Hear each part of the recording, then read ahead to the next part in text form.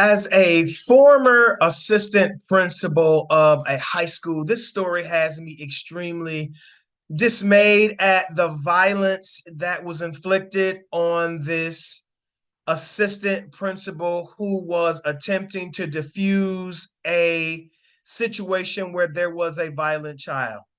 Social and emotional learning is the teaching of emotional intelligence, which I believe could have helped a school and a young person who was suffering from a emotional outbreak, a emotional episode of violence. And so the first thing that I want to say is that there are some things that you can do as a school to make sure that you can decrease the violent episodes of students, of your co-workers, of staff members, and even of parents based on how it is that you implement social and emotional learning, which is the teaching of emotional intelligence in schools. Number one, are you using meditation in your school?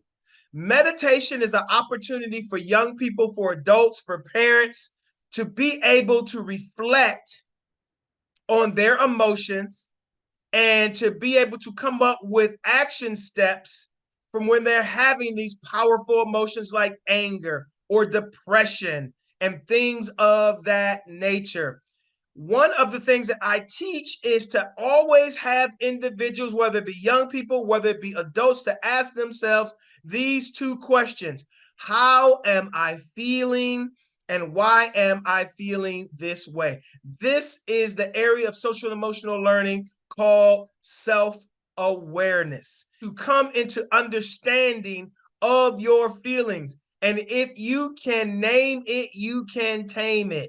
So that is very helpful. The meditation process.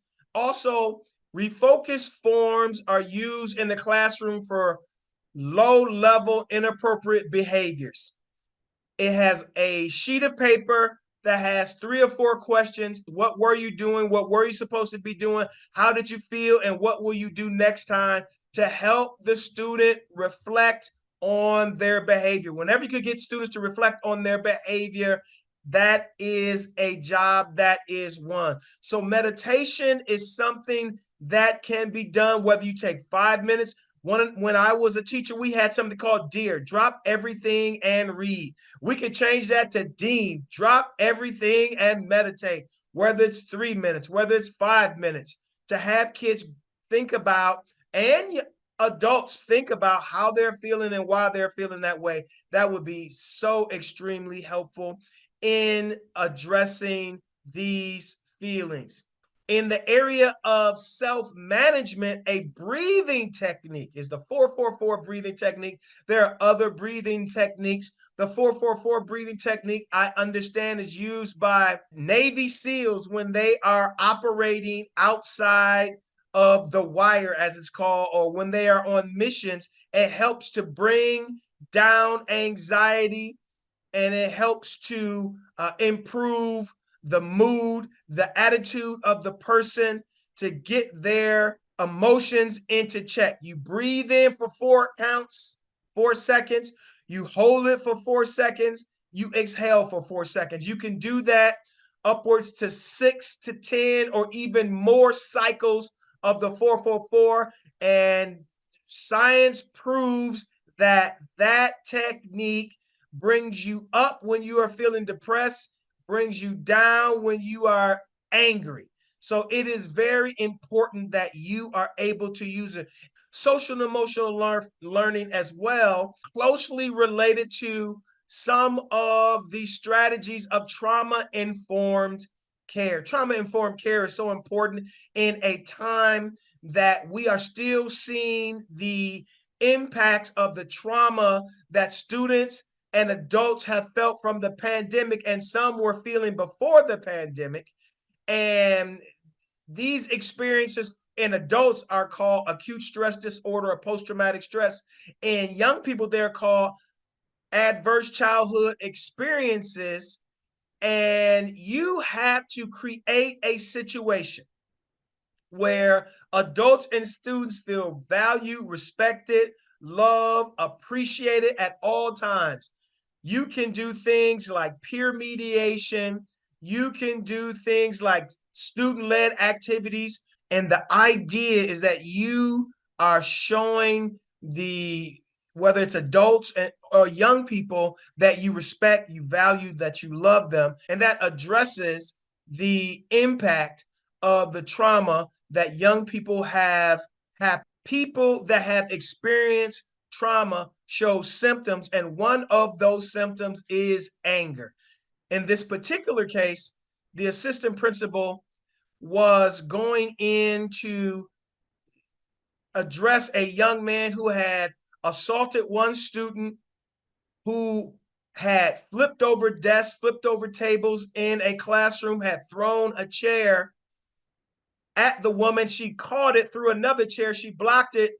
The young man, threw another chair at another assistant principal that walked in. She blocked that. And then the student threw a hanger that was in the classroom for some reason, hit her in the eye, and may have blinded her for life. And that is totally unacceptable behavior to be occurring in a classroom. Now, we don't know what was going on with that young man, and we don't know that the things that I mentioned today would have addressed that situation. But it is incumbent on us as educators to make sure that we implement social and emotional learning to trauma-informed care more than just on Tuesdays and Thursdays at 1:15 to 2:30. You cannot do social and emotional learning like that. Social and emotional learning has to be woven in to the pedagogy. Social and emotional learning has to be woven in to every teacher's lesson every day. There is a way to do it, and the benefits is the saving of time, of instructional time.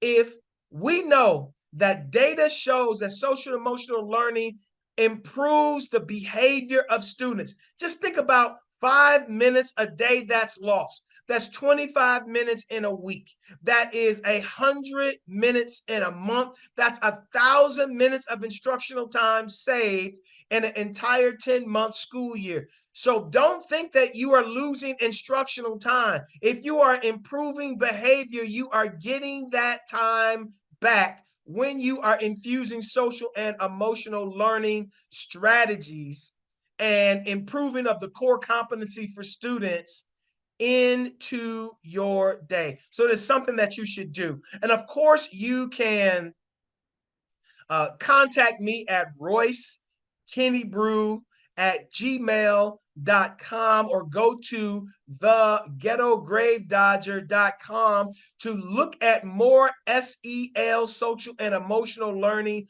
resources, because the violence that is occurring in schools is not something that is good for the school environment, for the learning process. And as a former administrator, as a former dean of students, and as a former assistant principal athletic director, and one that goes into schools, since the pandemic, I go into schools anywhere between 80 to 100 times, talking to students about mental health issues, about vaping, about violence, about bullying, and things of that nature. This really cut me to the heart. It really hurt me to see this woman to be hurt in such a way. So these are some things that we can do to address the violence and the behavior of students in schools. And I'll be coming back to you again with the next video. We'll see you soon.